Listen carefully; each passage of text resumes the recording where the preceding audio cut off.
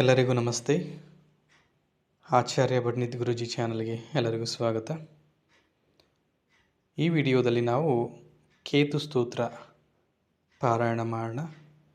ಕೇತು ಸ್ತೋತ್ರ ಪಾರಾಯಣ ಮಾಡೋದ್ರಿಂದ ಕೇತುಗೆ ಸಂಬಂಧಪಟ್ಟ ದೋಷಗಳು ಮತ್ತು ತೊಂದರೆಗಳೇನಾದರೂ ಆಗ್ತಾಯಿದ್ರೆ ನಿಧಾನವಾಗಿ ಈ ಸ್ತೋತ್ರನ ನಾವು ಪ್ರತಿ ಬುಧವಾರ ಇಲ್ಲಂದರೆ ಪ್ರತಿ ದಿವಸ ಒಂದು 5 ನಿಮಿಷ ಪ್ರಾಕ್ಟೀಸ್ ಮಾಡೋದ್ರಿಂದ, ಪಾರಾಯಣ ಮಾಡೋದ್ರಿಂದ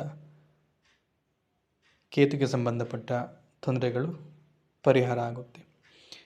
ಬನ್ನಿ ಇವತ್ತು ಕೇತು ಸ್ತೋತ್ರ ನಾವು ಪಾರಾಯಣ ಮಾಡೋಣ. ಅದಕ್ಕೆ ಮುಂಚೆ ಈ ಸ್ತೋತ್ರ ಪ್ರಾರಂಭ ಮಾಡೋದಕ್ಕೆ ಮುಂಚೆ ನೀವಿನ್ನೂ ನಮ್ಮ ಚಾನಲ್ಗೆ ಸಬ್ಸ್ಕ್ರೈಬ್ ಮಾಡ್ಕೊಂಡಿಲ್ಲ ಅಂದರೆ ದಯವಿಟ್ಟು ಸಬ್ಸ್ಕ್ರೈಬ್ ಮಾಡ್ಕೊಳ್ಳಿ, ಲೈಕ್ ಮಾಡಿ, ಕಮೆಂಟ್ ಮಾಡಿ ಮತ್ತು ಶೇರ್ ಮಾಡಿ. ಬೇರೊಬ್ರಿಗೂ ಕೂಡ ಇದು ಉಪಯೋಗ ಆಗಲಿ ಮತ್ತು ಬೇರೊಬ್ಬರು ಕೂಡ ಅವರು ಕೂಡ ಈ ಸ್ತೋತ್ರನ ಕಲ್ತ್ಕೊಳ್ಳಿ ಅಂತ ಕೇಳ್ಕೊತೀನಿ. ಬನ್ನಿ ಸ್ತೋತ್ರನ ಪ್ರಾರಂಭ ಮಾಡೋಣ. ಕೇತು ಸ್ತೋತ್ರ. ಅಥ ಕೇತು ಸ್ತೋತ್ರ ಪ್ರಾರಂಭ. ಓಂ ಅಸ್ಯ ಶ್ರೀ ಕೇತು ಸ್ತೋತ್ರ ಮಹಾಮಂತ್ರಸ್ಯ ವಾಮದೇವ ಋಷಿ ಅನುಷ್ಠುಪ್ ಛಂದಃ ಕೇತುರ್ದೇವತಾ ಕೇತು ಪ್ರಸಾದ ಸಿದ್ಧ್ಯರ್ಥಿ ಜಪೇ ವಿನಿಯೋಗ. ಗೌತಮ ಉವಾಚ ಮುನೀಂದ್ರ ಸೂತ ತತ್ವಜ್ಞ ಸರ್ವಶಾಸ್ತ್ರ ವಿಶಾರದ ಸರ್ವರೋಗಹರಂ ಬ್ರೂಹಿ ಕೇತು ಸ್ತೋತ್ರಮನುತ್ತಮಂ. ಸೂತ ಉವಾಚ ಶೃಣು ಗೌತಮ ವಕ್ಷ್ಯಾಮಿ ಸ್ತೋತ್ರಮೇತದನುತ್ತಮಂ. ಗುಹ್ಯಾದ್ಗುಹ್ಯತಮಂ ಕೇತೋ ಬ್ರಹ್ಮಣ ಕೀರ್ತಿತಂ ಪುರಾ. ಆದ್ಯ ಕರಾಲವದನೋ ದ್ವಿತೀಯೋ ರಕ್ತಲೋಚನ ತೃತೀಯಃ ಪಿಂಗಲಾಕ್ಷಶ್ಚ ಚತುರ್ಥೋ ಜ್ಞಾನದಾಯಕ ಪಂಚಮ ಕಪಿಲಾಕ್ಷಶ್ಚ ಷಷ್ಠಕಾಲಾಗ್ನಿಸನ್ನಿಭಃ ಸಪ್ತಮೋ ಹಿಮಗರ್ಭಶ್ಚ ಧೂಮ್ರವರ್ಣೋಷ್ಟಮಸ್ತಥಾ ನವಮಃ ಕೃತ್ತಕಂಠಶ್ಚ ದಶಮಃ ನರಪೀಠಗಃ ಏಕಾದಶಸ್ತು ಶ್ರೀಕಂಠ ದ್ವಾದಶಸ್ತು ಗದಾಯುಧಃ ದ್ವಾದಶೈತೆ ಮಹಾಕ್ರೂರ ಸರ್ವೋಪದ್ರವಕಾರಕ ಸರ್ವಕಾಲೇ ಪೀಡಯಂತಿ ದಿವಾಕರ ನಿಶಾಕರೌ.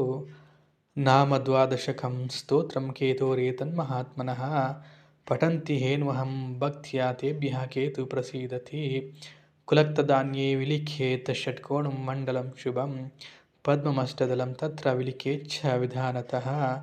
ನೀಲಂ ಘಟಂ ಚ ಸಂಸ್ಥಾಪ್ಯ ದಿವಾಕರ ನಿಶಾಕರೌ ಕೇತುಂ ಚ ತತ್ರ ನಿಕ್ಷಿಪ್ಯ ಪೂಜಯಿತ್ವಾ ವಿಧಾನತಃ. ಸ್ತೋತ್ರಮೇತತ್ ಪಠಿತ್ವಾ ಚ ಧ್ಯಾಯನ್ ಕೇತುಂ ವರಪ್ರದಂ. ಬ್ರಾಹ್ಮಣಂ ಶ್ರೋತ್ರಿಯಂ ಶಾಂತಂ ಪೂಜಯಿತ್ವಾ ಕುಟುಂಬಿನಂ. ಕೇತೋ ಕರಾಲವಕ್ತ್ರಸ್ಯ ಪ್ರತಿಮಾಂ ವಸ್ತ್ರಸಂಯುತಾಂ ಕುಂಭಾದಿಭಿಶ್ಚ ಸಂಯುಕ್ತಾಂ ಚಿತ್ರಾತಾರಿ ಪ್ರಧಾಪಯೇತ್. ದಾನೇನಾನೇನ ಸುಪ್ರೀತಃ ಕೇತು ಸ್ಯಾತ್ತಸ್ಯ ಸೌಖ್ಯದಃ. ವತ್ಸರಂ ಪ್ರಯಥಾ ಭೂತ್ವಾ ಪೂಜಯಿತ್ವಾ ವಿಧಾನತಃ. ಮೂಲಮಷ್ಟೋತ್ತರಶತಂ ಯೇ ಜಪಂತಿ ನರೋತ್ತಮಾ ತೇಷಾಂ ಕೇತು ಪ್ರಸಾದೇನ ನ ಕದಾಚಿತ್ ಭಯಂ ಭವೇತ್. ಇತಿ ಕೇತು ಸ್ತೋತ್ರ ಸಂಪೂರ್ಣಂ. ಇಲ್ಲಿಗೆ ಈ ಕೇತು ಸ್ತೋತ್ರ ಮುಗಿಯುತ್ತೆ, ಸಂಪೂರ್ಣ ಆಗುತ್ತೆ. ಇದೇ ರೀತಿ ಈ ಸ್ತೋತ್ರನ ಪಾರಾಯಣ ಮಾಡೋದಕ್ಕೆ ಕೇವಲ 3ರಿಂದ 4 ನಿಮಿಷ ಆಗುತ್ತೆ. ಅದನ್ನು ಪ್ರತಿ ದಿವಸ ಮಾಡೋದ್ರಿಂದ ಕೇತುಗೆ ಸಂಬಂಧಪಟ್ಟ ತೊಂದರೆಗಳು ನಿಮಗೆ ಪರಿಹಾರ ಆಗುತ್ತೆ.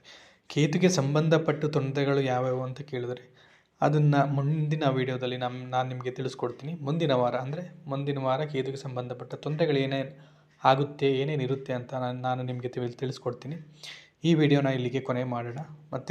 ಮತ್ತೊಮ್ಮೆ ಕೇಳ್ಕೊತಿರೋದು ಏನು ಅಂದರೆ ದಯವಿಟ್ಟು ಸಬ್ಸ್ಕ್ರೈಬ್ ಮಾಡ್ಕೊಳ್ಳಿ, ಲೈಕ್ ಮಾಡಿ ಮತ್ತು ಕಮೆಂಟ್ ಮಾಡಿ. ಮುಂದಿನ ವಿಡಿಯೋದಲ್ಲಿ ಭೇಟಿಯಾಗೋಣ. ಧನ್ಯವಾದಗಳು.